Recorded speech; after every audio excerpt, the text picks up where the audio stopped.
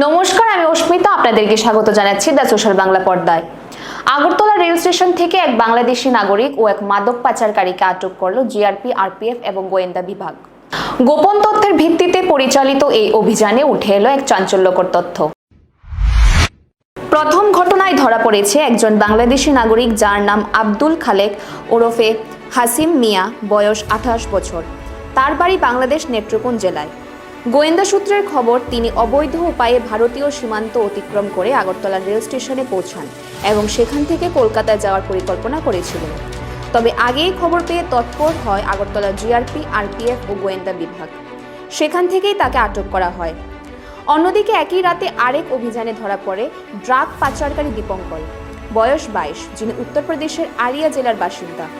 তার কাছে পাওয়া যায় 2 কেজি 185 গ্রাম শুকনো গাঁজা, যা 2টি প্যাকেটের মধ্যে একটি পিট ব্যাগে লুকিয়ে রাখা ছিল। জিজ্ঞাসাবাদে সে জানায়, এই গাঁজা সে আগেও একাধিকবার পাঞ্জাবে পাচার করেছে ট্রেনের মাধ্যমে। তবে এই প্রথম সে আগরতলা রেল স্টেশন ব্যবহার করতে গিয়ে পুলিশের জালে ধরা পড়ে। এই ঘটনায় এনডিপিএস আইনে মামলা রুজু করা হয়েছে এবং পুলিশের অনুমান এই পাচার চক্রে আরও অনেকে জড়িত থাকতে পারে।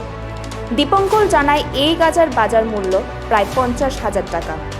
এই দুই অভিযুক্তকেই আজ মহামান্য আদালতে প্রেরণ করা হবে। পুলিশ সূত্রে জানা গেছে, তদন্ত এখনো চলছে এবং ভবিষ্যতে আরও বড় চক্র ফাঁস হতে পারে বলে আশঙ্কা। আমাদের আগরতলা রেল স্টেশনে দুটো জয়েন্ট অপারেশন হয়েছে। আমাদের আগরতলা জিআরপি, আরপিএফ এবং বিএসএফ এবং আমাদের যারা সিস্টার এজেন্সি আছে সবাই মিলে।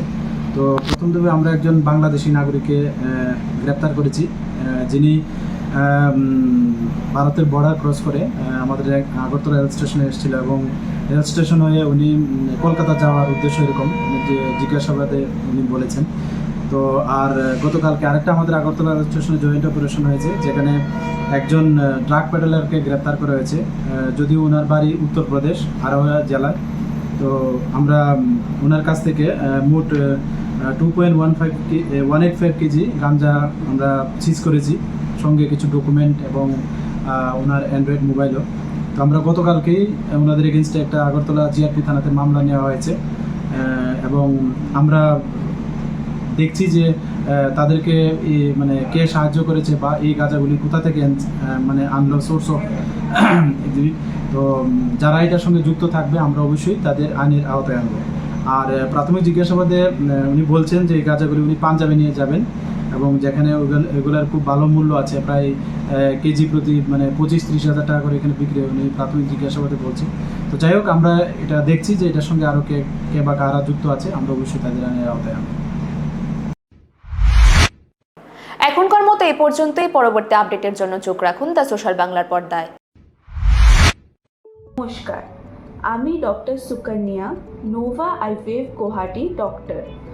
আগামী 15ই জুন রবিবার নোভা আইভিএফ গুয়াহাটি আসছে আগরতলাতে দুপুর 11টা থেকে বিকেল 4টে অবধি। Doctor Mahabur Rahman, city maternity and fertility clinic, officers quarter lane, Krishnanagar, CM official কোয়ার্টারের কাছে, আগরতলা, ত্রিপুরাতে। সাথে থাকছেন ডক্টর মুজিবুর রহমান। যারা অ্যাপয়েন্টমেন্ট নিতে চান, নিচে দেওয়া নম্বরে আজ আপনাদের